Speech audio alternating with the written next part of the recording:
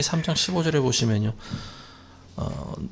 하나님께서 이제 그런 일종의 저주와도 같은 그런 말씀을 우리 인간들과 그리고 또 사탄, 뱀에게 내리는 그런 내용이 나오죠.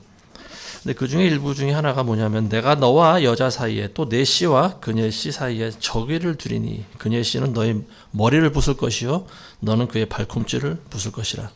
자, 이게 이제 사탄과 인간의 모습으로 오게 되실 예수 그리스도가 이제 예수님 모셔서 이제 싸움을 하게 된다라고 하는 말입니다. 근데 이제 그때만 싸우는 것이 아니고 태초 이래로 보이지 않는 영적 싸움이 계속 진행되어 왔고, 그리고 지금도 진행되는 과정 중에 있다라고 하는 사실을 우리가 알 수가 있습니다. 성경은 이 영적인 싸움의 전체적인 그런 과정과 그리고 또 이 결말이 어떻게 날 것인지에 대해서도 이제 구체적으로 기록하고 있는데요. 우리가 종종 성경을 떠나서 다른 종교라든지 또 선지자라고 이제 칭함을 받고 있는 그런 사람들이 예언을 하고 있는 그런 부분들을 볼 수 있는데요. 진짜인지 가짜인지를 구별해주는 그 가늠이 뭐냐? 그 선지자가 한 말이 과연 이루어졌느냐, 성취가 됐느냐, 이걸 이제 우리가 보면 압니다. 예레미야서에 보면은요, 하나님께서 그런 말씀하시죠. 선지자들이 여호와의 이름으로 거짓된 예언을 하는도다. 하나님으로부터 내려온 예언이 아니고 자기 안에 있는 사람의 생각을 예언하는 것이다. 그렇게 나와 있습니다. 그 예레미야 선지자 당시에도 나라의 멸망을 앞둔 상황이죠.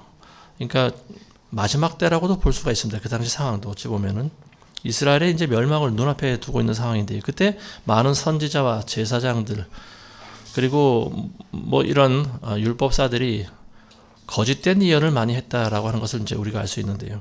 그 사람들이 한결같이 외친 예언의 말씀은 뭐냐면 평화를 외쳤습니다. 유다에게 화가 미치지 않을 것이다. 유다가 승리할 것이다. 뭐 이런 식의, 그러니까 사람의 마음을 흡족하게 하는 그런 예언을 주로 많이 했습니다. 그렇지만 예레미야 선지자는 달랐죠. 예레미야는 화가 있을 것이다고 했습니다. 그래서 우리 이스라엘이 바벨론에 멸망하지 않으면 너희는 모두가 멸망을 당할 것이다. 근데 결국 예레미야 선지자의 말은 그대로, 그 예언은 그대로 성취가 됩니다. 이스라엘은 멸망당했고요. 바벨론의 포로로 끌려가 버렸습니다. 거짓인지 참인지를 구별할 수 있는 것은 시간이 지나면 자연적으로 이게 다 판별이 됩니다. 92년도에 있었던, 제가 많이 언급했던 그 다미 선교회 사건, 예수님이 이제 그 당시 곧 오신다고 그랬어요. 정확한 날짜와 시간까지 정했습니다. 그런데 결국은 거짓말로 다 판명이 났죠.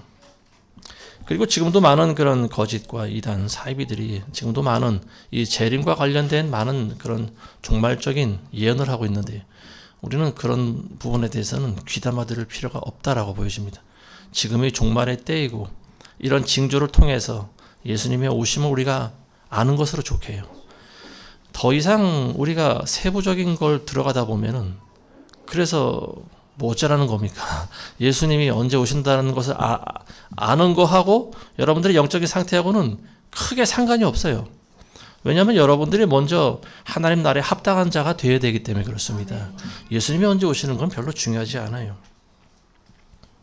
오늘 우리가 이제 하나님 말씀을 하나씩 그 예언의 말씀을 살펴보면서 그 예언의 중심에 예수 그리스도가 서 계시고, 그리고 또 가장 이제 남은 마지막 예언인 예수 그리스도의 재림에 대해서도 우리가 한번 살펴보도록 하겠습니다.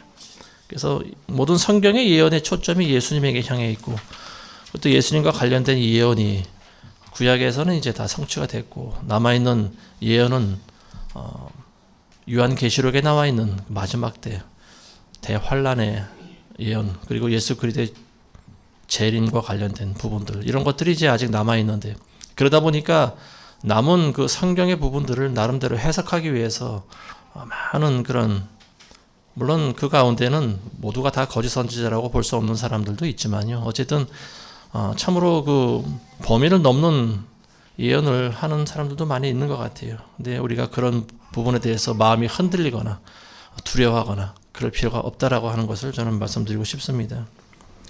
자, 이 모세를 통해서 하나님께서는 메시아에 대한 계시를 주셨는데요. 오늘 우리가 읽으신 말씀 신명기 18장 15절 보시면은요.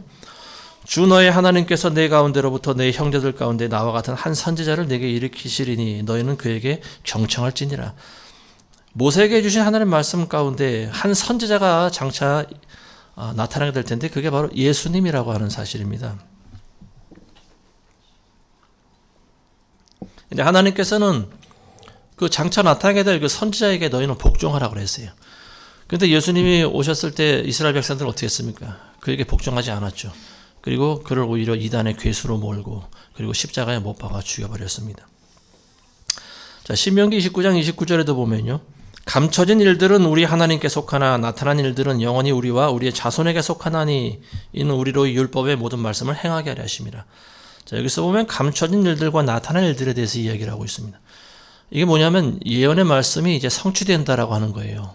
예언의 말씀이 주어졌을 때는 우리에게는 감춰진 말씀과도 같은 거예요. 믿지 않는 사람들에게는 예수님이 빛으로 오셨어도 이걸 어둠으로 받아들이는 것과 똑같습니다.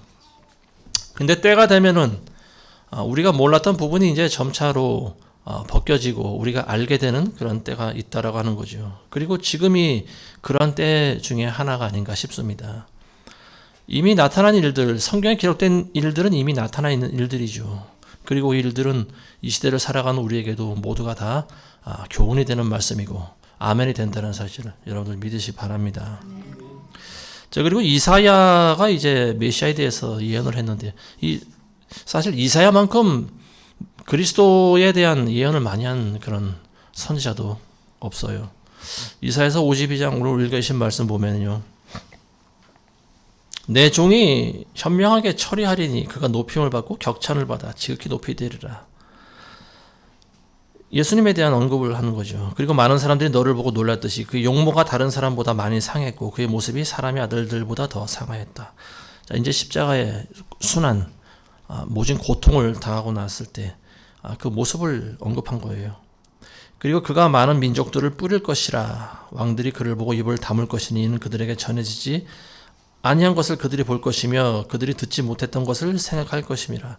그가 많은 민족들을 뿌릴 것이라. 여기서 그는 많은 민족들을 뿌릴 것이다라고 하는 말은 이제 재림하셔서 오시게 될 예수님의 모습을 나타낸 것이다 보입니다. 그가 많은 열방을 심판하시는 그 모습 가운데 하나죠. 그래서 많은 사람들이 그를 보고 입을 다문다 그랬어요. 우리가 알던 예수님의 모습이 아니네. 초림의 모습만 보고 한없이 나약하고 초라한 그 모습에 예수님을 생각하던 사람들은 재림주로 오시는 예수님의 모습을 보고 놀라서 입이 다물어지지 않을 거라고 하는 겁니다. 그런가 하면 이사야서 53장 1절 이하에 있는 말씀도 우리가 때만 되면은 많이 암송하는 그런 말씀 중이죠. 예수님의 순환과 관련된 건데요. 우리의 전한 것을 누가 믿었으며 주의 팔이 누구에게 나타났느냐. 자, 우리가 볼 때 그는 흠모할 아름다움도 없음이라. 그는 사람들에게 멸시받고 거부당했으며 슬픔의 사람이요 질고에 익숙한 사람이라.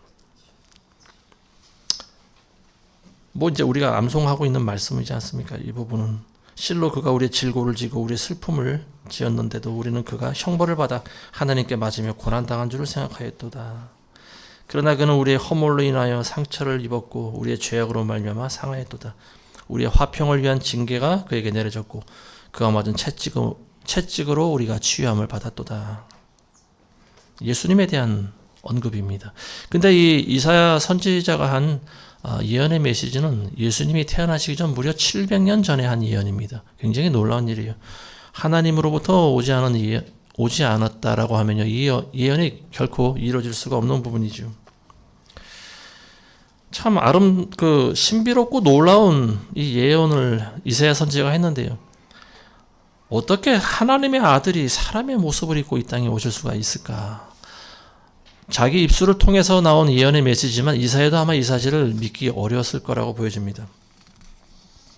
예수님은 흠모할 만한 아름다움도 없고 사람들에게 거부를 당했다고 했어요. 그리고 슬픔과 질고에 익숙해진 사람이었다고 성경 기록하고 있습니다.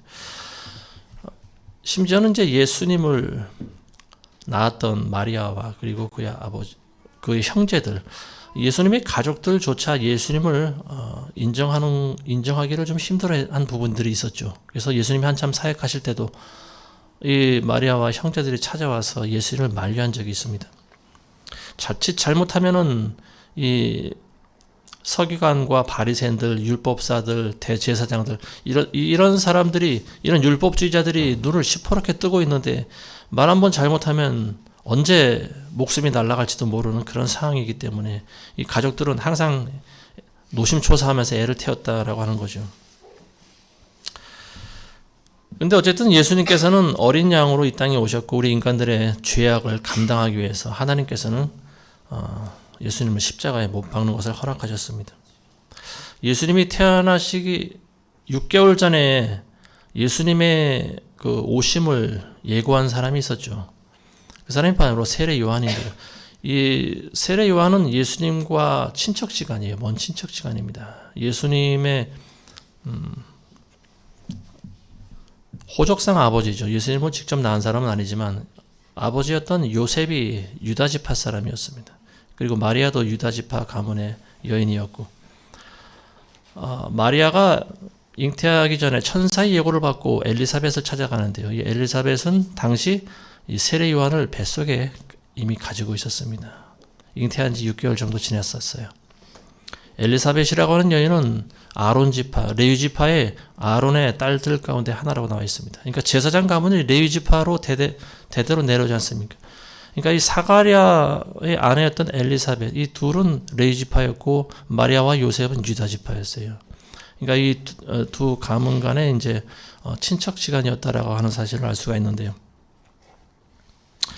어쨌든 6개월 먼저 태어난 이 세례 요한은 때가 되자 사역을 시작했습니다. 그래서 요단강 주변에서 석청과 메뚜기를 먹으면서, 그 당시에는 이제 워낙 그 세례 요한의 부모가 연로한 나이에 그를 낳았기 때문에 부모는 죽고 없었던 것으로 보입니다. 그러니까 이 홀로 혈혈단신이 된 이 고아인 세례 요한은 하나님의 음성을 듣고 그야말로 광야에 외치는 자가 돼서 예수님의 오심을 선포한 사람이죠. 예수님을 이제 세례 준 장본인이기도 한데요. 이 침례 요한이 예수님 봤을 때 뭐라고 하냐면요. 그 입술에서 이러한 예언적인 메시지가 나왔습니다. 보라, 세상 죄를 지고 가는 하나님의 어린 양이로다. 그리고 나는 그분의 신발끈도 풀 자격이 없느니라. 이 세례 요한의 고백입니다. 근데 이러한 세례 요한도 감옥에 있을 때 좀 믿음이 살짝 흔들렸던 것 같습니다. 세례 요한이 이제 헤롯 왕의 잘못을 지적했죠. 동생의 아내를 빼앗아서 결혼한 것은 잘못된 것이다. 근데 이제 그게 왕의 노용을 샀고요. 결국은 잡혀갔습니다. 그래서 지하 감옥에 갇혀 있는데요. 언제 풀릴지 기약도 없는 거였어요. 그리고 가끔 그 요한의 제자들이 가끔 가면서 선생의 그 상태를 좀 살펴봤습니다. 근데 어느 날 요한이 자기 제자들에게 예수님을 따르라고 지시하지 않습니까? 그래서 이제 그 요한의 제자들이 예수님을 또 따라다니는데요. 아마 그 중에 하나가 안드레나 시몬, 요한 이들이었을 것이다라고 보여집니다.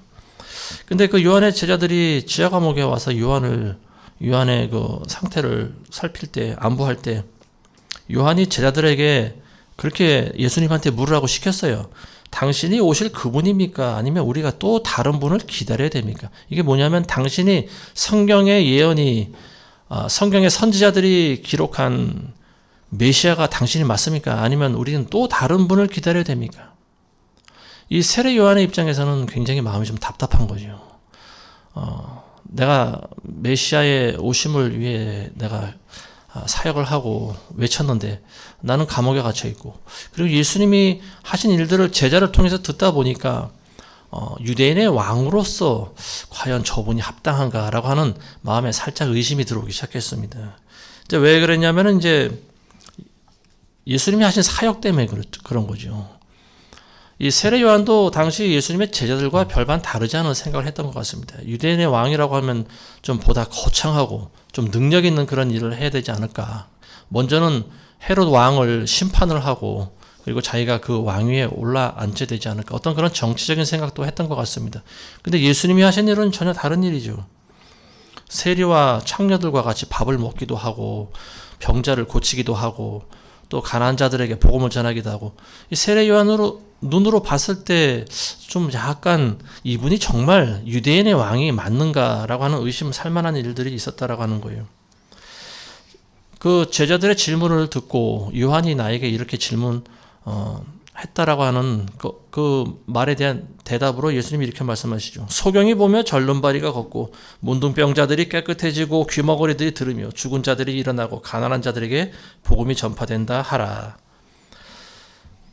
자, 이런 일들은 예수님이 참 선지자라고 하는 것을 스스로 증명하신 거예요. 선지자가 아니면 죽은 사람을 살릴 수가 없기 때문에 그렇습니다.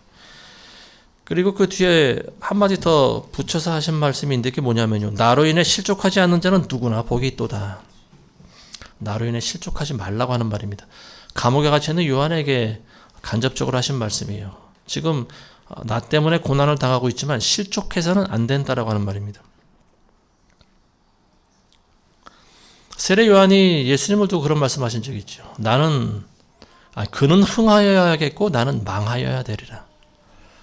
예수님이 오시면은 세례 요한의 일은 사역은 이제 끝나는 거예요. 세례 요한의 사역은 예수님이 오시기 전까지입니다. 예수님의 오심을 선포하는 거예요. 그리고 사람들을 회개시키는 일이었습니다. 근데 이제 예수님이 오시니까 요한의 사역은 이제 끝난 거예요. 그래서 그분이 흥하고 나는 이제 망하여야 되리라. 그리고 자기가 한 말과 같이 목이 잘려서 순교를 당합니다. 예수님의 재림의 때가 되면은요, 주의 오심을 기다리는 많은 선지자들과 많은 크리스찬들이 죽임을 당하게 돼 있어요. 그때가 언제인지 모르지만 점점 다가오고 있습니다. 역사적으로 증명된 일이에요. 예수님이 초림 때도 그랬고요. 예수님의 재림 때 역시 많은 크리스찬들이 죽임을 당할 거라고 보여집니다. 여러분들이 다 아시겠지만 미국에는 페마 캠프라고 하는 곳이 있어요. 각 주마다 거대한 그런 수용소를 한두 군데씩 다 만들어 놨는데 그 거대한 수용소 안에는 한쪽 구석에 목을 자르는 길로틴이라고 하는 그런 기계가 있죠. 길로틴, 단두대라고 하는 말입니다. 미리 다 준비가 돼 있다라고 하는 거예요. 근데 언제 스타트 될지는 그건 잘 몰라요. 어쨌든 예수님 오실 때 되면 이제 가동되겠죠.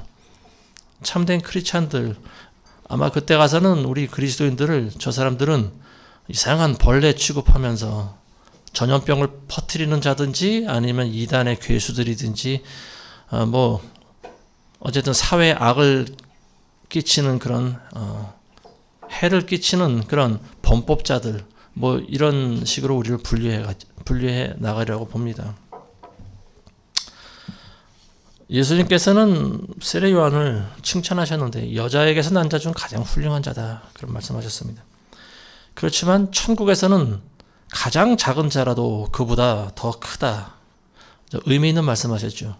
이 땅에서는 세례 요한과 같이 훌륭한 자가 없다. 그와 같이 믿음이 훌륭한 자가 없다. 그런 말씀하셨어요.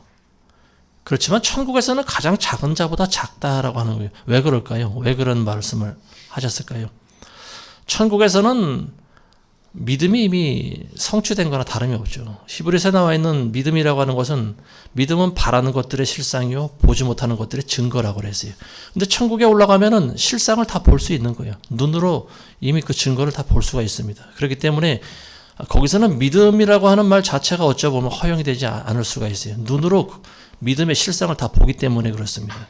그래서 가장 작은 자라도 요한보다 큰 이유가 뭐냐면 요한은 아직 눈으로 보질 못했어요. 아직 천국의 실상을 보지 못했습니다. 그래서 사람의 육을 입고 있기 때문에 모태에서부터 난 성령 충만한 사람이라 할지라도 고난을 당하면 잠시 흔들릴 수가 있다라고 하는 말입니다. 이 말씀을 여러분들이 잘 받아들이시기 바랍니다. 우리가 성령 충만하다라고 해서 예수님과 같이 되는 것이 아니에요. 우리는 항상 육의 몸을 입고 있고 세상의 공격을 받습니다. 그리고 우리 안에는요, 자아라고 하는 게 있어요. 이제 그 자아가 아직 완전히 죽질 않았어요. 그래서 우리는 항상 마음이 두렵고 흔들릴 수가 있다라고 하는 사실을 우리가 아셔야 됩니다. 자, 그리고 또 이제 다른 사람이 예수님의 오심에 대해서 예언을 했는데요. 미가라라고 하는 사람이 있어요. 미가 선지자는 이사야 선지자랑 동시대를 살아가는 사람입니다. 오늘 우리가 읽으신 말씀 보면요, 예수님이 어디서 태어난지를 예언한 사람이 미가 선지자입니다. 너 베들레헴 에브라다야, 내가 비록 유다의 수천 가운데서 작을지라도 이스라엘을 통치할 자가 너로부터 내게로 나오리라. 그의 나오심은 예로부터요 영원부터였느니라. 베들레헴에서 이제 예수님이 오신다라고 하는 것은 영원 전서부터 이미 예고된 일이다. 하나님의 주권 가운데 이미 결정된 계획이다라고 하는 말씀입니다. 유다의 많은 지파 중에 그 이스라엘의 12지파 가운데 유다 지파는 나중에 이제 그 수가 좀 감소했던 것 같습니다. 그래서 어떤 그 주류를 이루지 못했던 것 같아요. 근데 다윗이 이제 왕이 되면서부터 유다 지파가 이제 급상승하게 되는 거죠. 급부상하게 되는 건데요. 베들레헴 에브라다, 베들레헴이 어디냐면은요, 바로 다윗의 고향입니다. 다윗이 태어난 동네가 바로 베들레헴이에요. 그래서 이 예수님을 이제 그 마리아가 잉태하고 있을 때, 그때 이제 호적 조사를 하라고 천하에 그 방이 전부 붙지 않습니까? 명령이 떨어지는데요. 그래서 이 마리아와 요셉이 베들레헴으로 가게 된 거예요. 원래는 이 마리아와 요셉이 살던 동네가 어디냐면 베들레헴이 아니죠. 갈릴리 나사렛이라고 하는 동네에 살고 있었어요. 근데 하나님께서는 참 신기하게도요, 이 미가 선지자의 그 예언의 말씀을 이루게 하기 위해서, 성취하기 위해서 황제를 사용하십니다. 당시 로마 황제가 아우구스토 카이사라고 불렸던, 카이사 아우구스토라고 불렸던 사람인데, 이 사람이 원래 이름은 옥타비아누스라고 합니다. 세계사를 공부하신 분들은 옥타비아누스가 아마 귀에 익은 말일 겁니다. 이 아우구스토가 자기에게 속한, 제국에 속한 모든 나라들에게 조세를 위한, 그러니까 이 세금을 걷기 위해서 호적 등록을 하라고 지시했어요. 그래서 이제 그 유대인 같은 경우에, 이스라엘 사람들 같은 경우는 이제 자기 원 호적이 지파별로 이게 다 나뉘어 있지 않습니까? 12지파가 전부 자기 땅에 있어요. 그러다 보니까 이제 그곳에 가서 호적 조사를 하게 된 거죠. 등록을 하게 된 거예요. 그래서 마리아와 요셉이 베들레헴으로 가게 된 겁니다. 근데 베들레헴에 뭐 일가 친척도 없고 아는 집도 없고 여관에 갔지만 여관에 방이 없었어요. 그래서 결국은 그 어느 여관집에 있는 마구간에서 결국은 아기 예수님을 낳게 됩니다. 자, 예수님의 오심과 관련돼서 베들레헴이라고 하는 장소가 기록되어 있는데요. 이 미가서를 언급할 때 우리가 또 빼놓을 수 없는 사람 중에 하나가 누구냐면 동방박사들입니다. 동방박사. 동방에서 온 이 박사들. 이 사람들은 별을 연구하는 사람들이죠. 근데 어느 날 하늘을 보다 보니까 유대인의 왕이 나셨다라고 하는 사실을 깨닫습니다. 그 많은 별들 가운데 어떻게 그 사실을 깨달았을까요? 왕의 별이라고 하는 것이 그 당시에 있었다라고 하는 거예요. 그 별이 어떤 별인지 몰라요. 근데 어느 순간 갑자기 강하게 빛을 발하는 별이 있었을 것이라고 보여집니다. 그리고 그게 왕의 별인데 이 박사들은 그 별을 보고 별이 인도하는 대로 따라온 거예요. 그러다 보니까 유대 땅까지 오게 된 겁니다. 먼저 찾아간 곳이 이제 예루살렘을 찾아갔는데, 그 동방에서 온 박사들이 유대인의 왕을 찾는다라고 하는 소식이 들려왔습니다. 그래서 헤롯이 그 사람들을 불러들여서 유대인의 왕이 어디 있는지 너희는 어떻게 찾아왔느냐, 이제 뭐 이런 질문들을 했겠죠. 근데 오히려 그 사람들이 헤롯 왕한테 물어봅니다. 그러니까 참 순진한 사람들이에요. 왕이 이미 있는데 유대인의 왕이 나셨다라고 하는 소리를 들을 때 이 헤롯 왕의 마음이 어땠을까요? 내가 제거되고 또 다른 진짜 왕이 있나 보다. 그리고 그게 이미 율법의 선지서의 책에 기록이 되어 있지 않습니까? 그래서 이 헤롯이 박사들을 불렀어요. 그래서 이 율법사들을 불러서 유대인의 왕이 어디서 난다고 기록되어 있냐 찾아보겠습니다. 그랬더니 그 사람들이 이에게 말씀해 준 그 구절이 바로 이 미가서 5장 2절의 말씀이에요. 베들레헴에서 유대인의 왕이 난다고 기록되어 있습니다. 자, 그러니까 이제 그 헤롯이 박사들한테 당신들이 가서 먼저 경배하고 오면은 나에게도 어디서 났는지 정확히 그 장소를 알려달라 이렇게 얘기를 했어요. 헤롯이 정말로 그 말대로 하려고 했을까요? 왕을 찾으면은 그 거기 가서 로마 병사들을 이제 보내서 왕을 죽이려고 한 거겠죠. 근데 이제 이 뒤늦게 동방 박사들이 이제 예수님을 직접 만납니다. 그래서 황금과 유향과 몰약을 예물로 바치고 경배합니다. 그리고 고국으로 돌아가는데 갈 때는 예루살렘을 거쳐서 안 가고 다른 길로 갑니다. 천사가 나타나서 가르쳐 줬어요. 그리 가지 말라고. 그리고 이제 또 수일의 시간이 지나고 헤롯이 뒤늦게 그 사실을 압니다. 그래서 불같이 화를 내고 로마 병사들을 보내서 베들레헴 주변에 있는 2살 이하의 모든 남자아이들 다 죽이라고 명령을 내려버리죠. 굉장히 그 잔혹한 왕입니다. 잔인한 왕이죠. 유대인의 왕이라고 하면서 어찌 유대인들을 자기 혈족을 다 죽일 수 있을까요? 헤롯이 그렇게 할 수 있었던 배경을 이제 우리가 한번 짚어봐야 됩니다. 헤롯이라고 하는 사람은 원래 정통 유대인은 아니에요. 물론 그 피가 흐르긴 하지만 이 헤롯은요 야곱의 후손이 아니고 에서의 후손입니다. 에돔족 속에 속한 사람이에요. 성경에 보면 이두메 사람이라고 나와 있습니다. 이두메가 에돔 지역에 속한 그 동네입니다. 이 헤롯이 이제 그 이두메 사람인데요. 에서의 다른 이름이 이제 에돔이죠.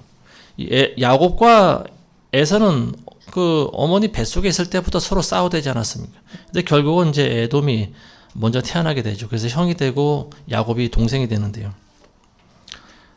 그 에서의 손자가 누구냐면은 아말렉이라고 하는 사람이에요. 그리고 아말렉 족속의 조상이 됩니다. 이 아말렉은요 대대로 이스라엘 민족들을 대적했던 사람입니다. 대적했던 민족이에요. 그래서 출애굽한 이스라엘 민족들을 최초로 공격한 그 민족들이고요. 그리고 이 아말렉이 또 이스라엘을 멸망시키기 위해서 한 일이 있어요. 이게 누구냐면은 에스더서에 또 나오죠. 하만이라고 하는 사람. 이 간악한 꾀를 내서 이스라엘 백성들을 전부 진멸하는 그런 꾀를 냈던 사람이 하만인데 이 하만도 아말렉 족속입니다. 헤롯이 왜 예수님을 죽이려고 했는지는 여러분들이 아시겠죠. 이게 바로 대대로 창세기 이후로 내려왔던 영적인 싸움이에요. 그러니까 이 사탄은요 여자의 몸에서 난 예수님을 죽이려고 하는 거예요. 그리고 예수님과 관련된 그리스도인들을 죽이려고 지금도 호시탐탐 기회를 보고 있습니다. 예수님 오실 때까지 끝나지 않을 싸움이요. 영적 전투는 마지막 때까지 계속 지속됩니다. 지금도 중동 지역에서 이제 이스라엘과 그 주변 아랍 국가들이 지금 서로 싸우고 있는데요. 뭐 포로 교환하고 뭐 지금 다시 또 전쟁을 하는지 잘 모르겠습니다. 어쨌든 그들의 싸움도 주님이 오셔야 끝나요. 끝까지 갑니다. 누가 중재한다고 해서 되는 것이 아니에요. 이제 마지막 때 예수님 오시기 전에 이제 적그리스도라고 하는 인물이 나타날 텐데 그가 아마 중동 지역의 평화, 아마 싸움을 종식시키지 않을까 싶습니다. 그렇지만 그 평화도 진정한 평화는 아니죠. 예수님이 오셔야 이스라엘 땅에 진정한 평화가 오게 되어 있습니다. 자, 이와 같이 메시아와 관련된 예언은 굉장히 중요해요. 마귀가 이 사실을 알고 어찌해서든지 많은 크리스찬들을 죽이려고 합니다. 왜냐하면은 그렇게라도 해야 하나님의 마음을 아프게 할 수 있기 때문에 그렇습니다. 이 헤롯 왕은 유대인의 왕이면서도 같은 유대인들을 죽이는데 조금도 주저하지 않았어요. 자기 정치에 방해가 되는 사람이라면 누구라도 다 제거했습니다. 근데 이 사람이 헤롯이 동방 박사들이 그 유대인의 왕을 찾으러 왔다는 소리를 듣고 심히 불안해했다고 성경 기록하고 있어요. 그러니까 유대인의 왕, 그러니까 메시아가 오는 것을 이 마귀는 굉장히 불안해하고 있다라고 하는 거예요. 근데 이 마귀도 예수님이 언제 오실지는 정확히 몰라요. 그건 하나님만이 알고 있습니다. 자, 그 다음에 이제 스가랴 선지자가 또 예언이 있죠. 스가랴서 3장 8절에 보시면 내가 내 종 가지를 낼 것이다. 유다 자손의 이제 가지, 예수님이 오신다라고 하는 거죠. 유다 지파 중에서 예수님이 나신다라고 하는 말이죠. 그리고 스가랴서 9장 9절에도 보면요. 또 시온에 따라 크게 기뻐하라. 오 예루살렘에 따라 소리 지르라. 보라 네 왕이 내게 오시나니 그는 공의로우시며 구원을 지니셨고 겸손하시며 나귀를 타시리니 나귀 새끼인 어린 낙이니라. 자, 이건 이제 초림 예수님을 예언한 부분이죠. 예수님이 나귀를 타시고 예루살렘에 입성한 그 내용을 예언한 부분입니다. 스가랴서 9장 10절에도 보면요. 그가 이방에게 평화를 말하리니 그의 다스리심이 바다로부터 바다까지며 강으로부터 땅끝까지 되리라. 이건 초림이 아니죠. 이거는 재림의 상황입니다. 재림 때 예수님이 오시면은 심판주로 오시죠. 만왕의 왕이요 만주의 주로 오십니다. 그래서 바다와 바다 건너까지 온 세상을 다 통치하시는 분이 바로 예수님이십니다. 자, 그리고 또 예수님이 구체적으로 이제 어디로 재림하시는지 그 재림의 장소까지 기록되어 있는데요. 스가랴서 14장 4절 이하에 보면요. 그의 발이 그날의 예루살렘 앞 동편에 있는 올리브산 위에 서시리니 올리브산은 그 중간이 동쪽과 서쪽으로 갈라져 매우 큰 골짜기가 생길 것이며 산의 절반은 북쪽으로 산의 절반은 남쪽으로 옮겨지리라.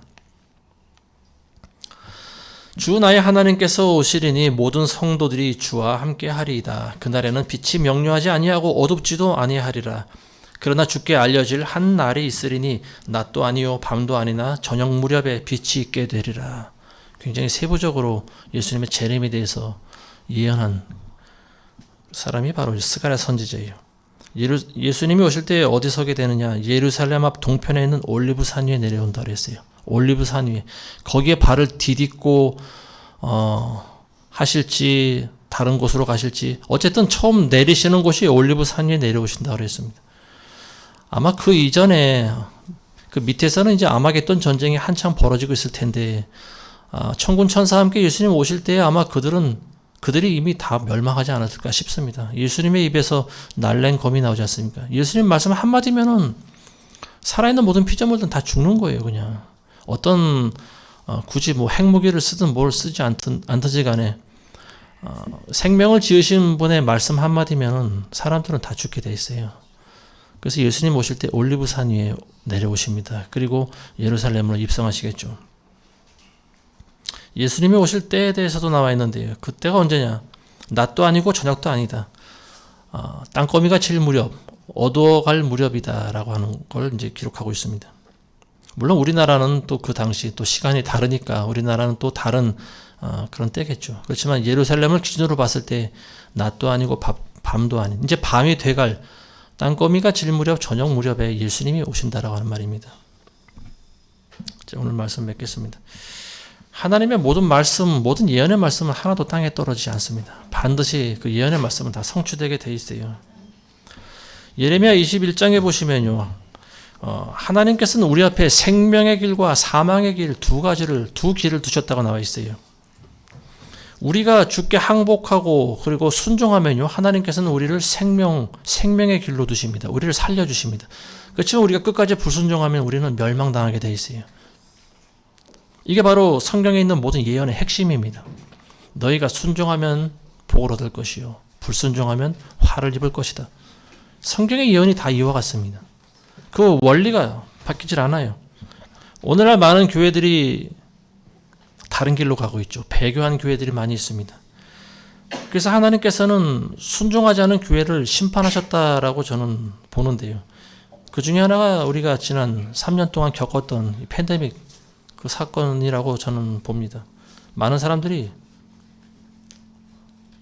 앞다퉈가면서 주사를 맞은 일이죠. 작년에도 제가 한번 강해 설교를 한 적이 있지만 예레미야서 강의할 때 참 어쩌면 이 시대와 똑같은 말씀을 하나님께서 수천 년 전에 하셨을까 저는 굉장히 놀랐습니다. 예레미야서 8장 14절에 있는 말씀인데요. 이런 말씀이 있습니다. 우리가 어찌 가만히 앉아 있으랴 서로 모여 방벽 친 성읍에 들어가 거기서 조용히 하자. 주 우리 하나님께서 우리를 조용하게 하시고 독이 든 물을 주사 마시게 하셨으니 이는 우리가 주를 거역하여 죄를 지었음이라. 많은 사람들이 입 다물고 조용히 주사를 다 맞습니다. 줄 서서 주사를 맞았어요. 이 독이 든 물을 줘서 우리에게 마시게 한 거와 똑같은 거죠. 독이 든 물을 마시면 어떻게 되겠습니까? 죽지 않겠습니까? 죽든지 아니면 살아도 병신이 되든지. 예레미야서 9장 15절에도 나와 있어요. 보라, 내가 그들 즉 이 백성을 먹이리니 쑥으로 먹이고 독이 든 물을 주어 마시게 하리라. 독이 든 물을 주어서 마신다라고 하는 구절이 두 군데나 나옵니다. 근데 많은 백성들이 억지로 먹는 게 아니에요. 본인들이 스스로 이 물을 먹습니다. 자기네들이 조용히 하면서 이 물을 먹습니다. 진리를 분별할 수 있는 눈이 없는 거예요. 이게 바로 심판입니다. 가장 무서운 심판은 분별을 못하는 거예요. 때를 알지 못하고 분별을 못하는 겁니다. 수요일 날도 제가 언급을 했지만 유튜브에 유명한 스타 강사가 있죠. 근데 그분이 이제 50인데 벌써 치매가 왔어요. 뭐 정밀 검사를 뭐 또 받는다고 하는데 이미 병원에서는 알츠하이머 진단을 내렸다고 합니다. 자꾸만 잊어먹는 거예요. 숫자도 잊어먹고 자기 집 주소도 잊어먹고 지인들의 얼굴도 잊어먹고 총명해야 될 많은 사람들 앞에서 어떤 강의도 하고 또 말로 사람을 웃고 울리는 그런 스타 강사가 기억력을 잊어버리면 어떻게 될까요? 서지 못하는 거죠. 아무 일도 못하는 거예요. 머지않아서 이제 아마 그분의 얼굴이 볼 날이 멀지 않을 것 같습니다. 본인 스스로가 아마 그만두려고 준비하고 있지 않을까 싶어요. 21년도부터 주사를 거의 의무적으로 맞게 했는데요. 많은 사람들이 주사를 맞고 그 당시 어떤 부작용이 이제 급성으로 나타난 사람들은 사망을 했고요. 그리고 또 그게 몸 안에 내재되어 있는 사람들은 이제 뒤늦게 발병되는 경우가 많이 있습니다.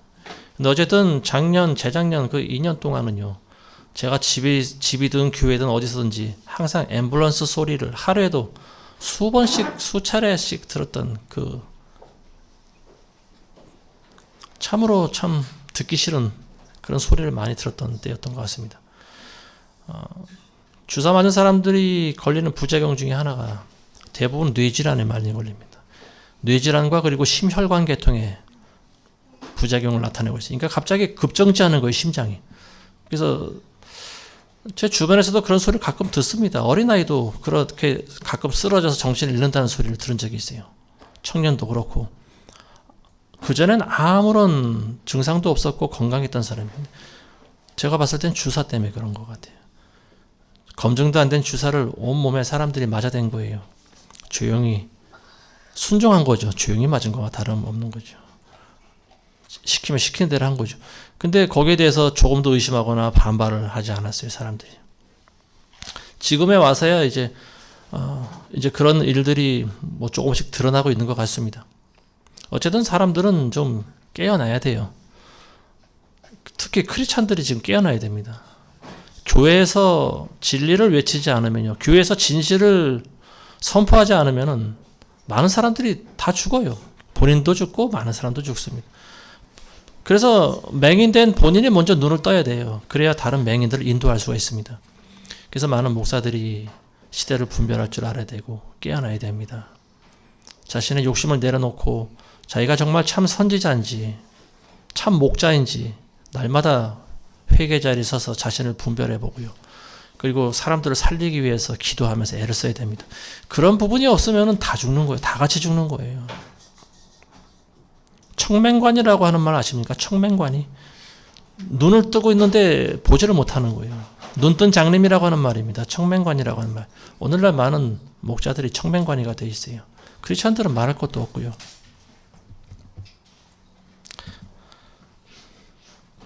마지막 때다 보니까 주의 재림과 관련된 많은 예언들이 돌아다니고 있습니다. 언젠간 당연히 예수님 오시겠죠. 재림하시겠죠. 근데 어쨌든 구체적인 때와 날짜를 지정해서 그런 참 선을 넘는 예언을 한다든지 아니면 또 선을 넘는 그런 정보를 마치 하나님으로부터 받은 것인 양 외친다든지 뭐 이런 것들은 우리가 좀 조심해야 될 필요가 있습니다. 재림과 관련돼서는 데살로니가 교회 주신 그 말씀을 우리는 여러분들 항상 기억하시면 좋을 것 같습니다. 데살로니가후서 2장 1절 이하에 있는 말씀인데요. 형제들아, 우리 주 예수 그리스도의 오심과 그 앞에 우리가 함께 모이는 일에 관해서 이제 너희에게 간구하노니 영으로나 말로나 또는 우리에게서 받았다고 하는 편지로나 그리스도의 날이 가까웠다고 마음이 쉽게 흔들리거나 두려워해서는 안 될 것이다. 아무도 어떤 모양으로라든지 너희를 미혹하지 못하게 하라. 이는 먼저 배교하는 일이 이르지 않고 또 그 주의 사람 곧 멸망의 아들이 나타나지 않고서는 그날이 오지 아니함이라. 마지막 때가 가까이 왔다고 해서 두려워하거나 마음이 쉽게 흔들려서는 안 된다라고 하는 말입니다. 저 여러분들에게 주시는 말씀이에요. 마지막 때라고 해서 두려워하실 필요도 없고요. 마음이 흔들리실 필요도 없습니다. 여러분들이 마지막 때에 대해서 많은 정보를 아시는 것도 사실은 도움이 안 돼요. 여러분들이 지금이 바로 마지막 때라고 하는 사실을 알고만 있으면 족합니다. 아까도 말씀드렸지만 가장 중요한 것은 여러분들이 하나님께 순종하는 사람인가, 그게 중요한 거예요. 여러분들이 정말 목숨 다해서 예수 그리스도를 사랑하고 있는가, 이걸 날마다 분별하시기 바랍니다. 그런 사람이면 예수님이 언제 오시든 상관이 없잖아요. 예수님이 왜 언제 오시는지 구체적으로 그 때를 알아야 되고 그와 관련된 많은 또 정보를 알아야 됩니까? 이게 뭐 666이든 짐승의 표든 뭐 이런 걸 아는 게 뭐가 그렇게 중요합니까? 중요하지 않아요. 여러분들이 어떤 사람인가가 더 중요합니다. 성경의 예언이 다 이루어졌습니다. 예수님의 초림이 이루어졌고 이제 남은 건 재림이에요. 예수 그리스도의 재림이 아직 남아있는데, 그래서 이 마지막 때 사탄은요 재림의 때를 놓고 사람들을 미혹시켜 버립니다. 그래서 많은 예언과 뭐 이런 정보들이 난무하고 있는데 여러분들 그런 거에 너무 흔들리지 마시기 바랍니다. 이미 많은 징조가 보이고 있고요. 그 중에 하나가 지금 이스라엘과 하마스의 전쟁도 그런 징조 중에 하나입니다. 아무쪼록 여러분들 항상 깨어서 기도하시고, 그리고 무엇보다 서로 사랑하시고 주의 재림을 준비하는 모두가 되시기를 주님의 이름으로 축원합니다. 기도하겠습니다. 거룩하신 아버지 하나님, 감사합니다. 오늘도 성경에 있는 모든 예언의 말씀과 또 그 말씀이 성취되었다는 사실을 우리가 나눴나이다. 예언의 중심에 서신 예수 그리스도께서 이제 다시 재림하실 터인데, 아버지 그 재림의 때를 놓고 또 이 사탄 마귀는 거짓 선지자를 보내고 많은 사람들을 미혹시키고 있나이다. 그러나 우리가 재림의 때가 가까이 왔다 해서 마음이 흔들리거나 두려워하지 말게 하시고, 우리는 묵묵히 우리의 할 일을 하며 준비되어지는 그런 성령의 사람들이 다 되게 도와주옵소서. 예수님의 이름으로 기도드리옵나이다. 아멘. 자, 오늘 성찬주일입니다. 우리 다 같이 예수님이 왜 이 땅에 오셨는지, 그리고 예수님이 왜 십자가에서 고난당하고 돌아가셨는지 여러분들은 죽을 때까지 기억하시기 바랍니다. 그래서 그걸 잊지 말기 위해서 우리가 해야 하는 예식 중에 하나가 성만찬 의식입니다. 우리 다 같이 찬송가 부르시면서 예수님의 은혜를 우리 기억하시면서 성찬을 나누도록 하겠습니다. 찬송가 우리 229장 같이 찬양하겠습니다.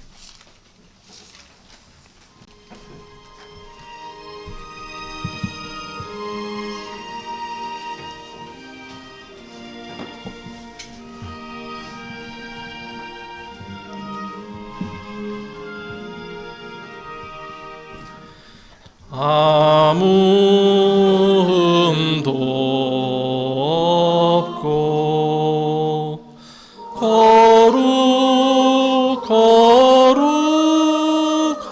거룩하신 주 하나님 어린 양이 죽임을 당했네.